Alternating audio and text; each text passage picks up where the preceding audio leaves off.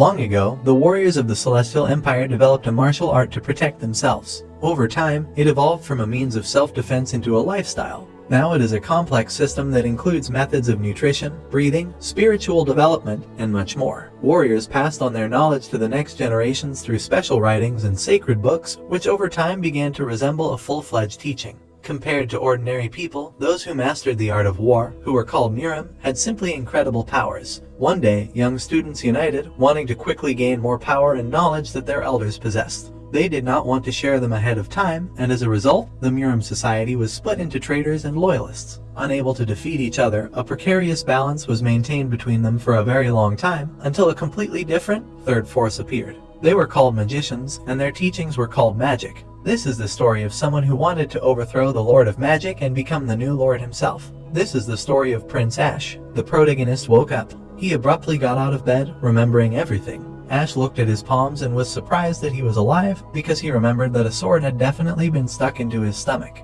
He rubbed his forehead and wondered what had happened and why he was all wet. Then he began to feel sick, and the guy covered his mouth with his hand. The protagonist discovered that his hand was covered in black spots for some reason. The prince examined himself, smelled a poisonous smell, and felt the stickiness of his body. The mechanical voice asked the user if he was awake. Ash didn't understand what it was and looked up from examining himself. The nano machine repeated its question. The boy got scared, jumped out of bed, and started looking for the source of the voice. He looked around the room but realized that there was no one around. The nano machine asked the user to calm down. The prince thought it was an inner voice but decided that it was unlikely. The protagonist had only heard it once in his life and it sounded different. Ash thought deeply, as the voice seemed to be coming straight from his head. The boy was in no hurry to move. He came to the conclusion that the voice was really in his head. The nano machine confirmed his thoughts and Ash was stunned. The prince clenched his fists and loudly asked who he was talking to. The mechanical voice introduced itself as the 7th generation sky compression nanomachine, which had established a direct connection with the nerve center of Ash's brain.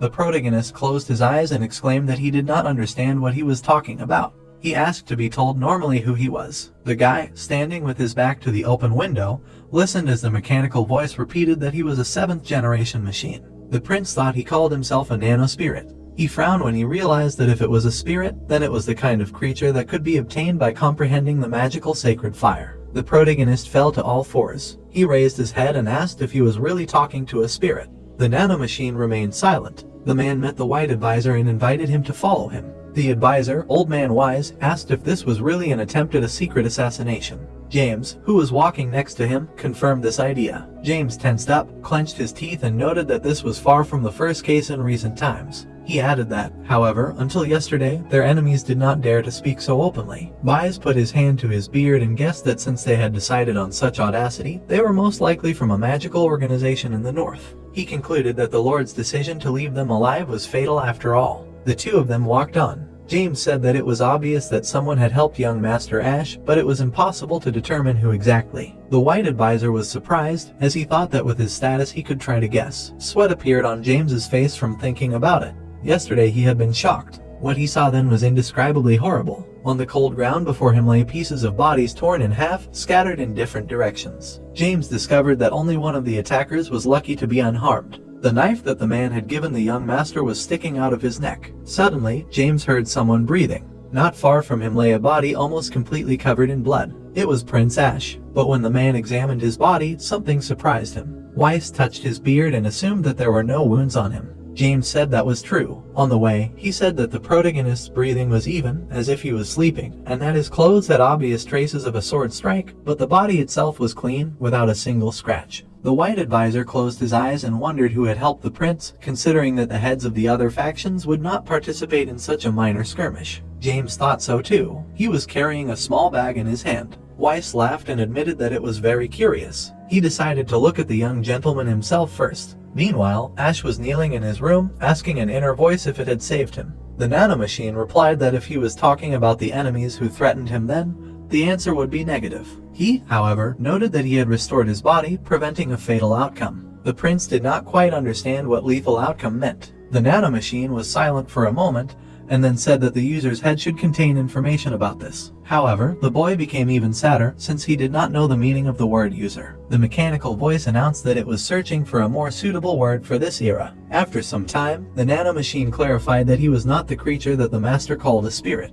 The protagonist was surprised when he realized that his interlocutor's dialect had changed. He asked who he was then, if not a spirit. Ash continued to sit on the floor during the conversation. The mechanical voice warned that it was going to download basic information and instructions for use into the prince's brain and asked if he agreed. The boy did not understand most of it, but agreed. Then lightning surrounded him and streams of information began to flow into his head. The prince was dumbfounded. He suddenly realized that he was nauseous and covered his mouth with his hands. Then he vomited right on the floor. Ash coughed. The nanomachine said that this always happens during the first transmission of information, and said that there should be no dizziness or nausea in the future. The protagonist sat with his back to the bed, put his hand on his face and complained about feeling unwell, not understanding what was happening.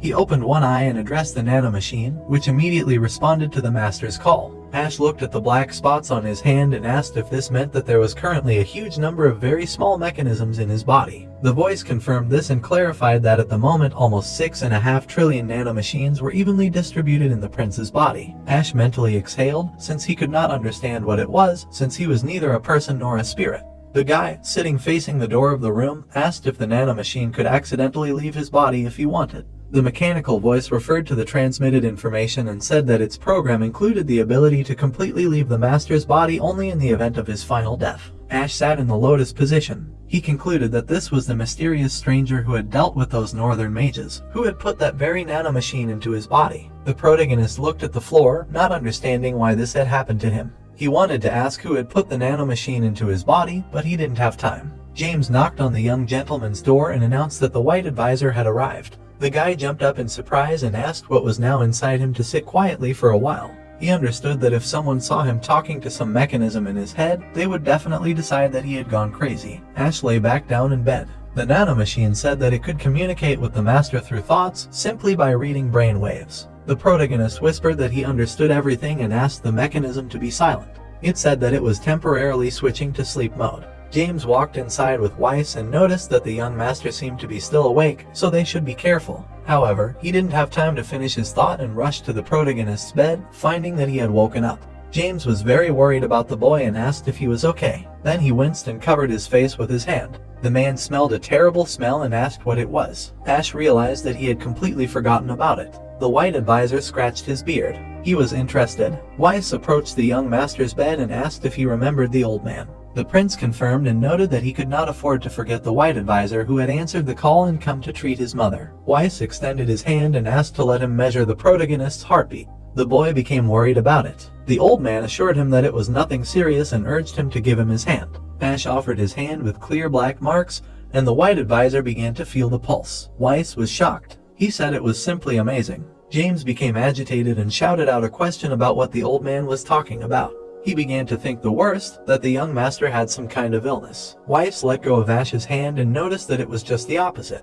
He admitted that he did not understand the protagonist's condition at all. James asked what he meant. The old man, out of habit, put his hand to his beard and suggested that all the toxins had left the prince's body and his pulse had become healthier than ever. He thought that the protagonist had taken some kind of miracle drug. Ash turned his head to the old man. He did not understand what the white advisor was talking about and asked for an explanation. Weiss, standing by the bed, explained that he was saying that the young master's body was in the most suitable shape for mastering the art. The boy was shocked. He realized that the sticky black substance all over his body was the waste that had come out of him. The protagonist examined himself while lying down. He was amazed that all of this was done by a nanomachine. The mechanism thought it was called and asked if the master wanted to turn off sleep mode. The boy allowed it to be done, and sleep mode was immediately turned off. Ash felt as if lightning had passed through his entire body. The mechanical voice explained that the nanomachines in the master's body removed all the harmful toxins present and changed the circulatory and muscular systems so that they were best suited for sports.